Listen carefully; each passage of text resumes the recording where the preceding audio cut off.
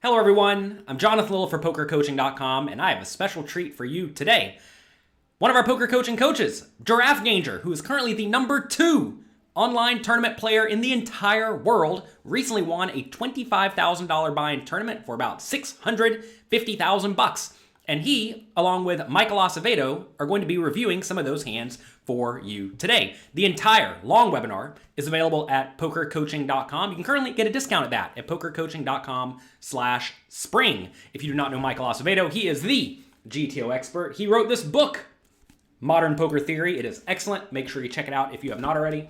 Good, thorough, in-depth book, lots of GTO strategies, but perhaps equally importantly, lots and lots of adjustments so that you can take advantage of whatever your opponents do incorrectly. I hope you enjoy this small portion of this in-depth webinar that Michael and GirafGanger gave recently for PokerCoaching.com.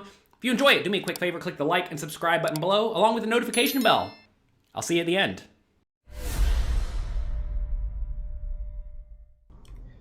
Kings. Now this one is interesting. So I like the flop check. And I think I put 0 chips in here. Yeah. yeah, It's just such a bad flop. It's just a not worse flop, you know, with king. Like even if you have aces here, you're like, yeah, I think I'm just gonna fold.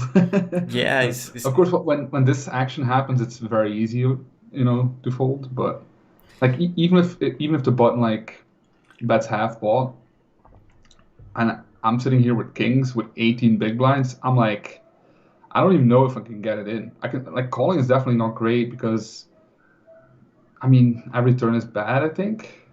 Yeah, every turn is bad, so yeah.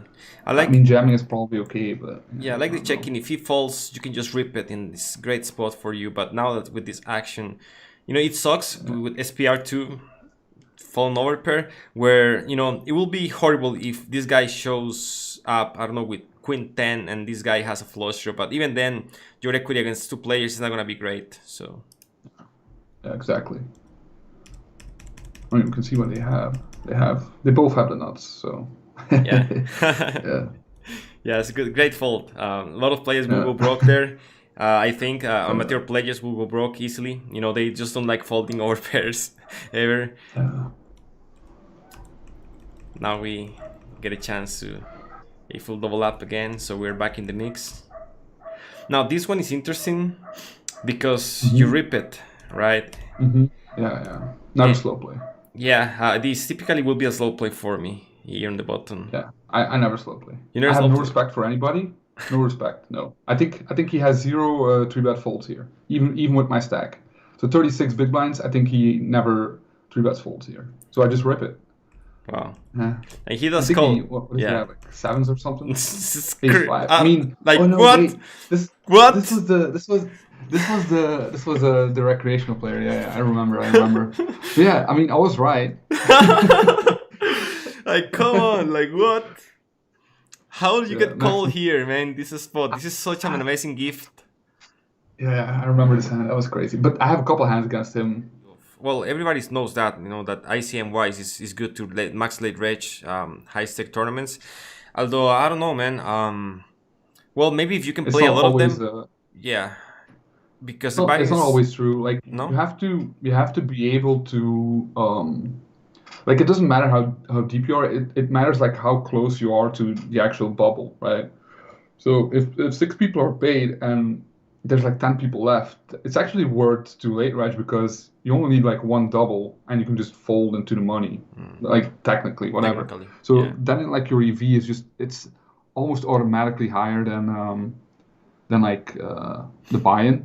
So you just make money by clicking reg. But there is like a misconception, I think, where like in big fields, it's not. I mean, you can still have like a positive ROI even if you late reg, but it's not because of, you know, the price pool. It's just because everybody is bad. But yeah, I think you can late reg everything is kind of wrong for sure. Like Okay. sometimes it's good, but it's not Okay. for everything. Okay, yeah, I don't like doing it. To be honest, maybe like yeah, the lower end of my buy-ins. I don't care like max late reg, but I kind of feel like yeah, giving away something when I'm max late raging the top of my buy-ins. I don't know. At least for me, it's I like mean, that. I'm late regging PLO now on GG because I don't know how to play PLO, but I know how to play tournaments. So I think I'm actually plus EV, just like pure ICM wise. I have no idea how to play PLO, but I think I think I can pull it off. So it's kind of funny. And Pilos is good because there are no antis, so you can get away There with are being actually on super GG. tight. There are? Normally, yes, but on GG there are antis, which is I think is good, but Oh wow. it's worth for late region. Yeah. Yeah, okay.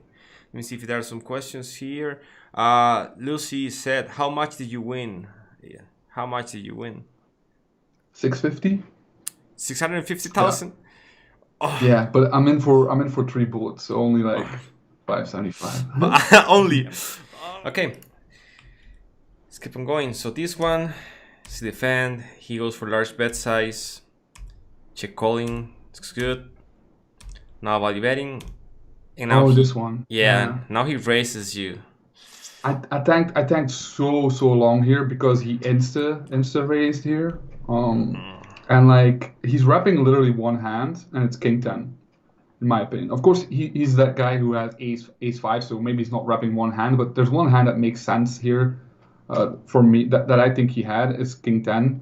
I think he actually had exactly king 10, but it was like the problem here is like besides king 10 I don't know what else he could have. Like value-wise, I don't know. Like, yeah, and bluffs, I mean, like ace, yeah, exactly. The question is, the question is the bluffs, like, value. Like, would he ever raise you here with just an ace that he's low play for some reason? No, right? No. So he's not raising worse for value, right?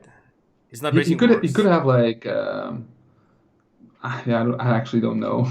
That's the thing, right? When the king is on the river, I don't think he has worse hands here. So it's like, does it make sense for me to call here? Like he has to be bluffing with Jack 10 or Queen 10 here. Yeah. And is he ever going to do this sizing? And that's fast. I just yeah, exactly.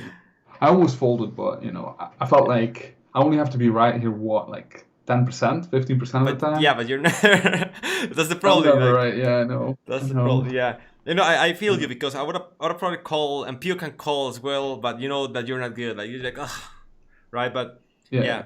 But the thing is like, it's also actually valuable, especially against a really bad player, to know exactly what he has here. So even though I'm gonna be right like almost never, like just me seeing him have king 10 with a snap min raise is valuable because these guys keep doing the same thing over and over, right? Like they have like these patterns that they use that you can just exploit. And I think I use it against him somewhere, like because like now that I see this hand, right, when he half pots it on the flop, checks turn, and then min raise, like snap min raises on the river, I kind of know how he plays now, Of course, like the ace 5 pre is kind of like, I don't know, I have no idea what he did there. He's maybe, just losing his mind. But like this hand is kind of, this is a style that some recreational players play, right? Like they bet big on the flop because they want to make me pay with my flush draw. And then they check on the turn because like, oh, if I bet again, I don't beat anything anymore, which is, it's all like reasonable logic. And then on the river, he just is like, oh, I have the best hand. So he just raises, and it's kind of like, you can build like a strategy that he had, like the way he thinks is kind of useful to know here. But of course, it's not a good reason to call down on the river, but it's worth something. It's definitely worth something because if we're so experienced that if you know how he thinks some portion of the game tree, by default how he's gonna play the other portions of the game tree. So this gives you sometimes a single showdown can give you so much information on a player, right? Hope you enjoyed this video where GirafGanger and Michael Acevedo went through some hands from Giraff's recent $25,000 buy-in tournament win for about $650K. If you enjoyed it, do me a quick favor and click the like and subscribe buttons below. And if you want more content like this, make sure you check out PokerCoaching.com. I'm having a big sale right now just for you at PokerCoaching.com/spring. So make sure you check it out. Good luck in your games. Thanks for watching, and I'll talk to you next time.